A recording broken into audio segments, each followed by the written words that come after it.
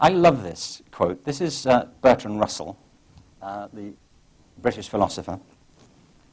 By the way, would you forgive the male language here? He wrote this in the 1950s when he didn't know he couldn't. So I don't want to correct him now he's dead. It seems impertinent, really. But this seems to me to capture the essential question of Western philosophy.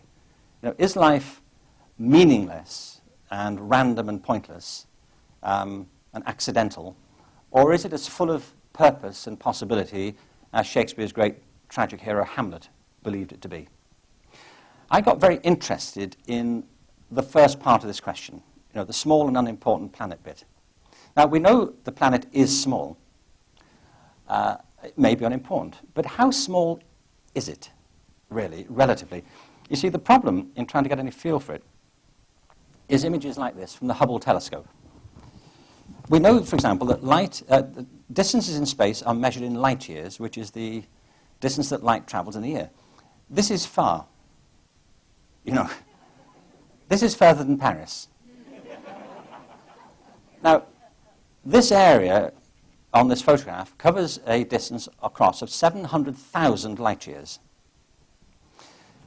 So what are you going to do with that information? You know, you go, oh, wow, you know, huge, unquestionably huge.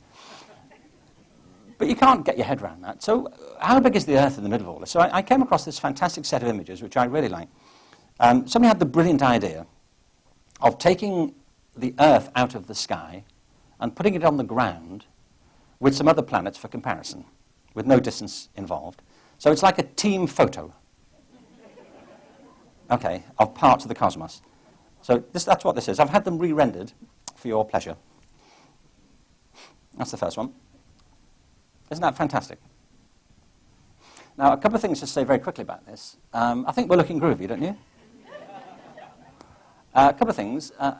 The first is, I think we are less worried now than we were about being invaded by Martian hordes.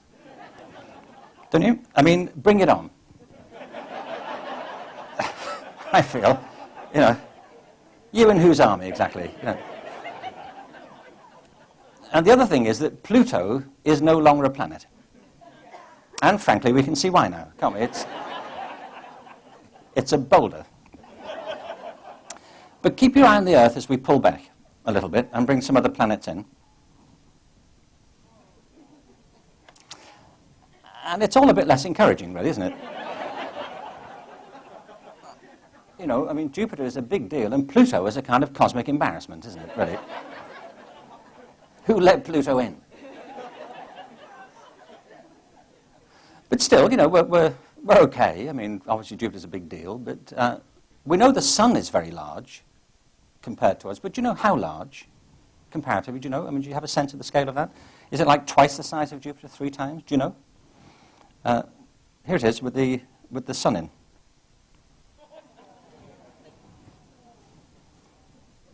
Did you know that?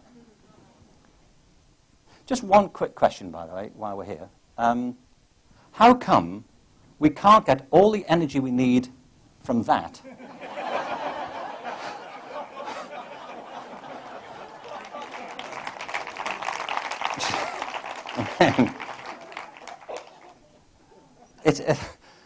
Edison said this years ago. He said all our energy should come from the sun. And instead, I mean, to your point, we're burning the ground beneath our feet.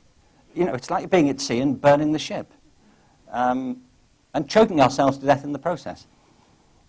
So, okay, so the sun is a big deal, and we're grateful for that. But Jupiter is now Pluto on this scale, of course.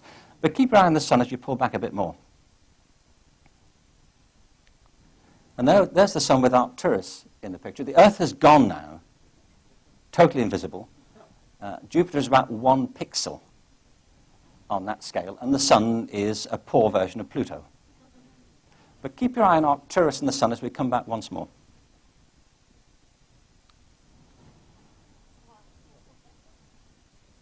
The sun is now 1 pixel, Jupiter's gone.